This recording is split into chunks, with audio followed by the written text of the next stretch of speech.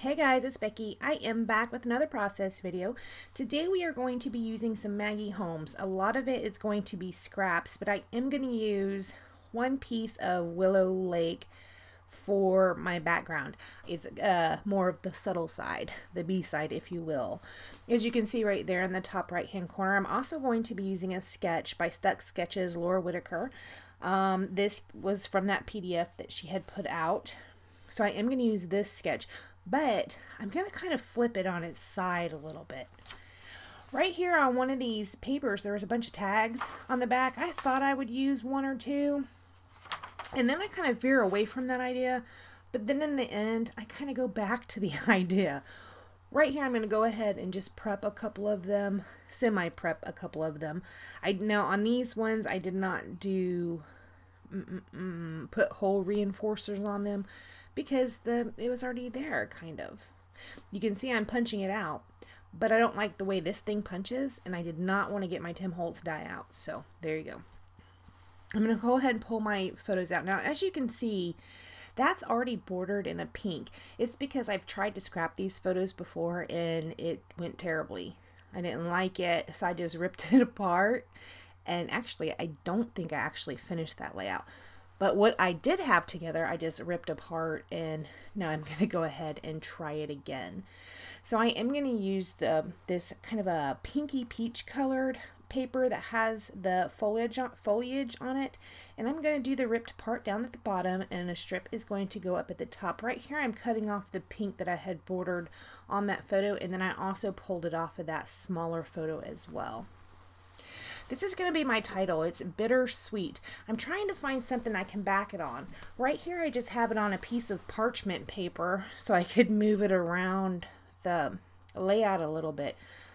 But I will end up landing on some cardstock here. Okay, so the sketch calls for 3 photos. So I was going to use 3 photos. They're not the 3x4 size that the sketch called for, but that didn't bother me any. What I end up doing is actually taking away one, but one of them I will continue playing with the 3 all the way into towards the end when I finally make up my mind. So this paper right here, also from Maggie Holmes, it is the plus sign. That's gonna kind of extend on either side. In the end, you're gonna see like half of an inch, and that's gonna be about it. I am gonna back my photos on some of this vellum. Now I do back the big photo on 2 layers of vellum, and then also a little tiny bit of a ripped piece as well. These 2 smaller photos just have 1 layer of vellum. It's a very thin matte around the whole photo. Okay, so I really like how this is coming together so far. I do need to get another piece of paper up there at the top. It's just a little too boring with only 2. And if you look at the sketch does have 3. One of them is scalloped. I am not going to pull out a punch and scallop one of the strips. I did pull in this yellow, and you know, to me, I was like, well, that doesn't really look right. But it's okay, because I am going to put in some yellow embellishments, and it will tie that yellow in just fine. It'll look fine. It really will. I promise. Right here, I'm ripping up some vellum that I'm going to tuck in down there under that bottom ripped piece. I'm also going to, like I said, rip another piece and kind of put it on this photo right here, just to get a little bit of the ripping up at the top. This is the only thing that is ripped at the top, so that's kind of a little crazy on your eyes when you see the ripped border at the bottom, the ripped vellum at the bottom, and then up at the top there's like one little piece, ripped piece of vellum. Not true, actually. I do add 2 more ripped pieces of vellum on there. The layout's sitting in front of me, and my eyes just skim right over it because it's vellum, so and there you go. That's okay. Maybe I should have ripped a couple more of the paper's strips up at the top. I didn't, and that's fine. I'm just going to go with how it is.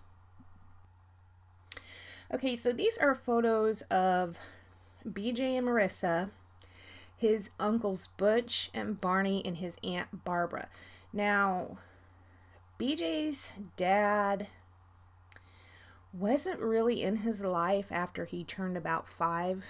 He just kind of poof, disappeared. So BJ wasn't really close with that side of the family. Now, he had met Butch before when he was little, but he was too young to remember it.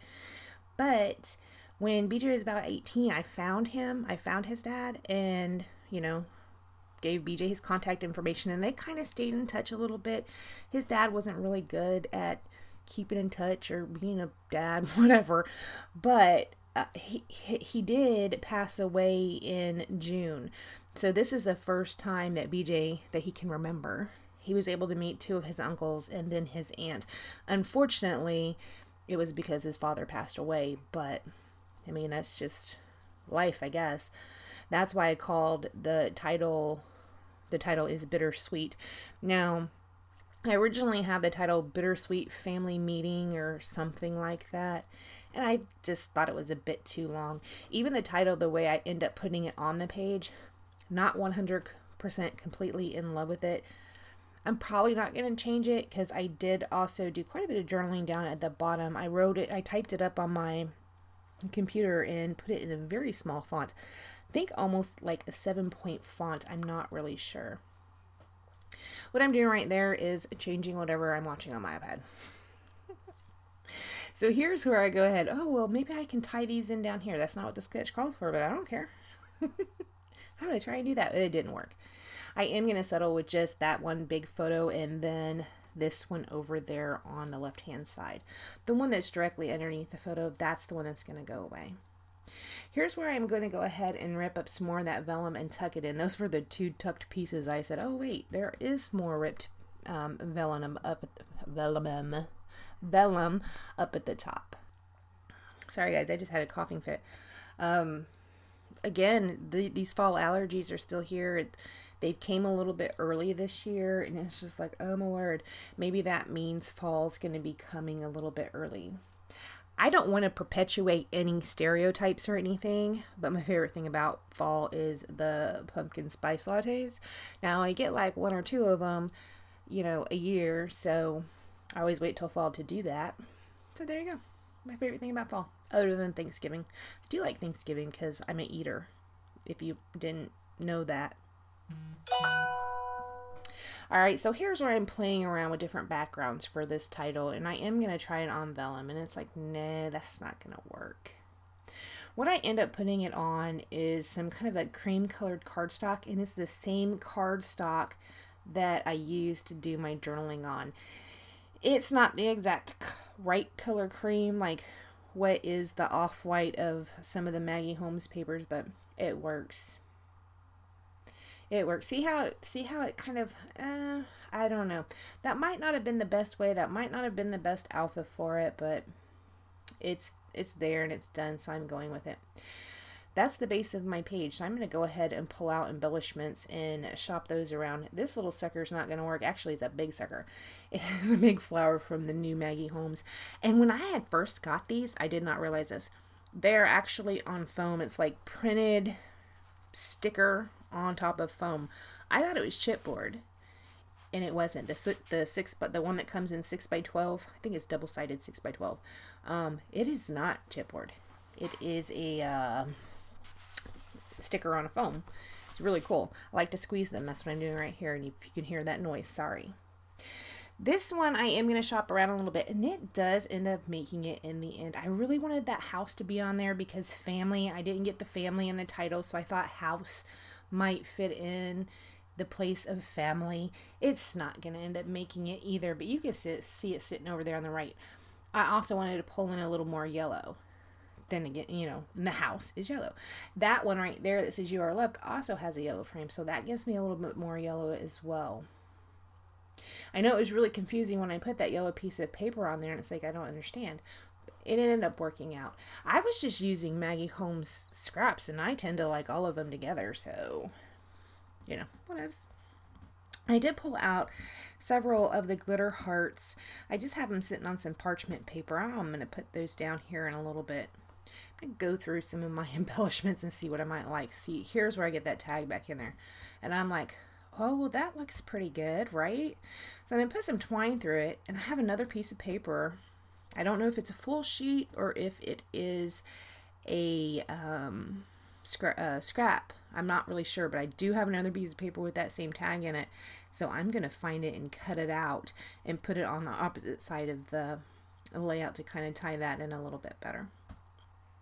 Here I'm going to go ahead and do the loop-de-loo twiny thingy. Still obsessed with that. It's probably just a phase, guys. It's probably just a phase. I'll probably get over it here pretty soon. I am using washi tape to tape it down in the back. The reason I do that is because if you just kind of put it straight down, I don't like how you can see it behind the hole. Does that make sense? So I kind of tape it down to where one goes over to one side and one goes over to the other side, so you can't see it through the hole in the tag, because that little tiny thing bothers me. I mean, I can have my Bittersweet right there with this big old space above, you know, the word, and is a little bit crooked. That doesn't bother me, but if I see a piece of twine in through that hole in the tag, it's going to drive me crazy. It makes zero sense. Absolutely zero sense.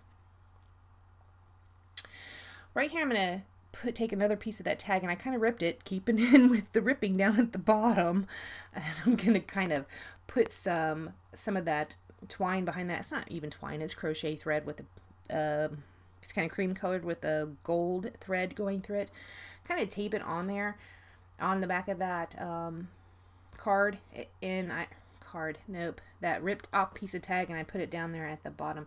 Right there's my journaling. It's really small. The block that I journaled on is small, but then, like I said, I used a really small font. It was only like 7-point. It could have been 6-point font. I don't know. It's really small. If you want to read it, you have to want to read it because it's small. I'm going to stick that right there and layer that flower over the top of it. Here's where I'm going to go ahead and pull out those gold hearts. I do put one down there. I put one up there by Bittersweet, and then I put one on the small photo. Stamping the day right here. It's June 26th, 2018. That is not true. It's June 15th, 2018. And see, this is a problem I came into with ghost stamping. I ghosted it way off. So it looked like it said 25th instead of the 15th. That's not really good. That was probably not the best idea I've ever had. I also pull out these enamel dots and kind of scatter those around the page. The mint ones were from Felicity Jane. The ones I just pulled out were from My Mind's Eye. I don't end up using any of those, do I? Yes, I did. I used 3 little teeny tiny black hearts. I pulled out the Heidi Swap color Shine and Gold and gave that a splatter around the page as well. That means I'm done.